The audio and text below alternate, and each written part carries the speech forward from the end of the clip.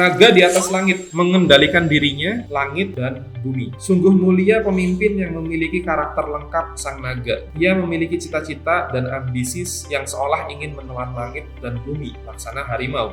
Dalam melaksanakannya, dia bersedia menanggung resiko penderitaan dan pengorbanan demi cita-cita dan orang-orang yang mengikutinya, orang-orang yang percaya padanya, laksana unta. Dia sangat cerdik dan taktis, memiliki orang-orang kompeten yang mampu merealisasikan rencananya, laksana gerombolan serigala.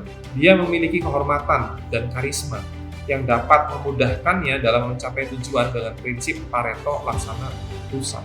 Dia mampu melihat permasalahan secara menyeluruh sebelum melakukan tindakan terhadapnya, laksana elang. Ia sangat mungkin berpeluang mengambil posisi terbaik serta melakukan persiapan matang untuk melakukan satu serangan mematikan seperti ular. Oleh karena mampu melihat segala masalah dengan jelas, dia menyadari bahwa ada bahaya yang selalu mengintainya di setiap pencapaiannya. Karenanya, dia selalu waspada. Walau segalanya terlihat aman dan terkendali, dia sangat peka hingga dapat meramalkan kejadian-kejadian besar hanya dengan memperhatikan kejadian-kejadian kecil di sekelilingnya, seperti lele. Dia adalah orang yang sangat tekun, bersedia menjalankan misinya setahap demi setahap, setapak demi setapak. Walau rasanya langkah kecil yang diambilnya ini tidak memiliki arti apapun terhadap tujuan besarnya. Dia memiliki kesabaran dan ketangguhan stamina, laksana sapi. Dia rendah hati dan bukan orang yang suka menonjolkan diri, kecuali memang diperlukan. Dia cerdik dan mampu membuat tindakannya tidak disadari banyak orang yang tidak perlu tahu atau tidak boleh tahu, sampai dia betul-betul mencapai puncak, membuat orang itu terkaget-kaget, kecolongan, dan takjub terhadapnya, laksana kambing. Dia sangat lentur, fleksibel, dan tidak melekat pada masa lalu. Dia membuat persiapan yang sangat matang dalam waktu yang sangat lama, memiliki usaha yang cukup besar untuk mewujudkannya. Tapi dia tidak segan-segan juga mendadak mengubah arah haluannya secara drastis dan mendadak jika itu memang diperlukan. Semua persiapan matangnya yang kemarin itu tidak menjadikan dirinya itu kaku dalam bertindak dan keras kepala. Dia tetap bergerak luas, laksana air yang mengalir. Dia seorang petapa, keheningan adalah sahabatnya. Dalam keheningan, dia mampu melihat segala-galanya dengan sangat jelas. Dia dapat melihat apakah jalan yang diambilnya sudah benar atau salah. Dia dapat melihat apakah dia perlu bertindak atau diam. Musibah menjadikannya lebih bijaksana. Dalam keheningan, dia menemukan, lebih tepatnya ditunjukkan, jawaban langit. Setelah menyatukan semua unsur ini, lahirlah sang naga.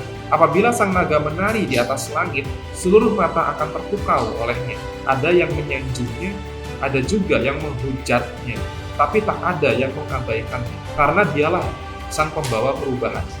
Para penghujat dan orang kecil yang melihat naga menari akan berkata, dunia sungguh tidak adil. Kenapa dia melakukannya semudah itu? Kenapa hidupnya terlihat enak-enak dan santai-santai saja?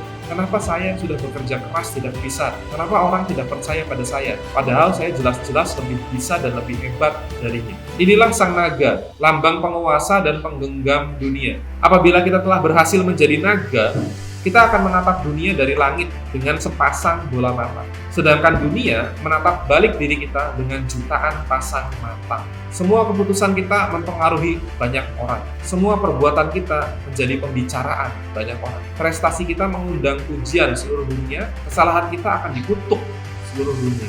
Tindakan kontroversial kita akan dikritik habis-habisan. Penampilan kita akan mengundang decak kagum dunia. Orang-orang akan iri pada kita. Mereka yang jahat akan melakukan segala hal untuk merebut kekuasaan dari kita.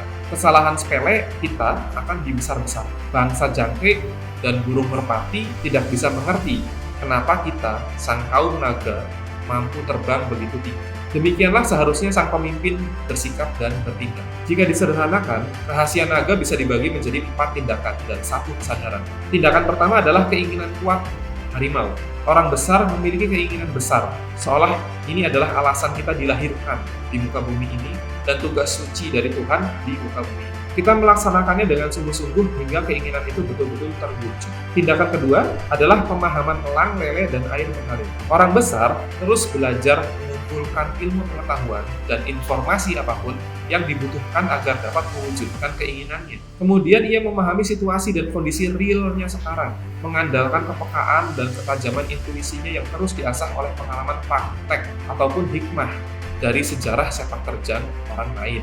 Dengan demikian, kita serius melakukan persiapan yang dibutuhkan untuk mencapai apa yang kita inginkan dan bagaimana cara menjaga serta mengamankannya tatkala keinginan kita itu berhasil tercapai. Di setiap tahap, dalam setiap upaya, kita mengambil keputusan dengan lincah sesuai situasi yang ada. Tindakan ketiga adalah pelaksanaan. Serigala, unta, sapi, rusa, kambing, elang, lele, dan air. Tentunya kita perlu tim solid seperti gerombolan serigala. Tanpa tim solid, tidak mungkin kita menjadi naga. Kita harus mempersiapkan bekal yang banyak, berani berkorban untuk menanggung penderitaan yang mempertahankan layaknya unta. Jika saatnya tepat, lakukan penyerangan secepat kilat dan kekuatan penuh seperti ular.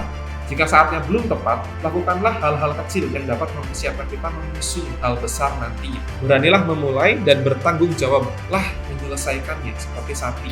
Jika dan hanya jika diperlukan saja, tampilkanlah karisma kita seperti tanduk rusa dewasa. Jika situasi tidak aman, jadikanlah diri kita dipandang sebelah mata, hingga orang berpikir bahwa mengganggu kita akan sia-sia dan membuang waktunya saja. Laksana kambing. Setelah tujuan tercapai, segera amankan situasi sebelum menikmatinya.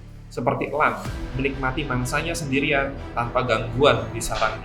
Tetaplah waspada, selalu amati perubahan situasi di dalam dan di luar perusahaan. Tetaplah peka seperti penglihatan elang, seperti sumut ikan lele. Jika diperlukan, segeralah berubah sesuai penampangnya. Isilah ruang yang kosong, jangan keras kepala, jangan kaku, hanya karena rencana matang sebelumnya yang ternyata tidak pas. Yang penting itu berhasil, yang penting itu menang, yang penting itu kenyang.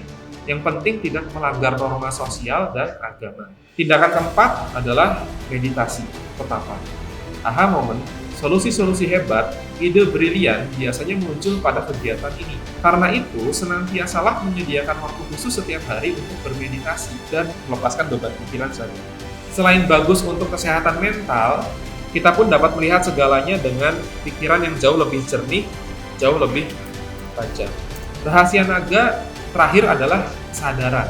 Kesadaran bahwa kita sedang menjadi naga. Maka kita pasti akan diperhatikan banyak orang.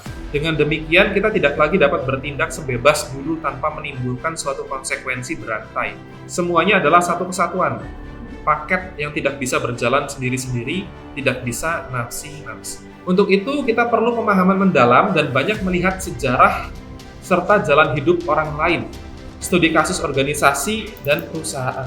Bahkan nasib rakyat suatu bangsa akibat keputusan mereka. Semakin banyak peristiwa sejarah yang kita pelajari dan kita selami, semakin dalam pemahaman kita, maka semakin bebaslah pemikiran kita untuk mengambil keputusan.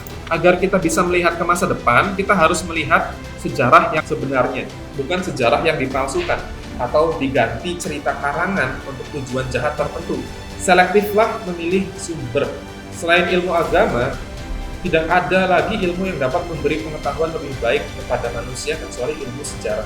Manusia dari zaman dahulu menginginkan hal yang sama, kekayaan, kekuasaan, kesenangan, dan kedamaian.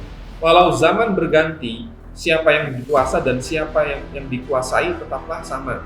Yang kuat menguasai yang lemah, yang kaya menguasai yang miskin. Dari generasi ke generasi, banyak yang mencoba menentang hal ini tapi akhirnya tetap gagal. Bukan karena kebaikan tukang daging dan kemurahan hati tukang sate, sehingga kita bisa makan seporsi sate. Tugas intrapreneur 31. Belajarlah sejarah apapun melalui media manapun. Tetapi hati-hati dan selektiflah terhadap siapa sumber atau penulis cerita sejarah itu. Buat catatan, rangkuman, renungkan hikmahnya dan susun action plan yang bisa Anda dan tim Anda terapkan secara koyoan untuk membantu membuka jalan, memperlebar jalan dalam mencapai tujuan-tujuan perusahaan.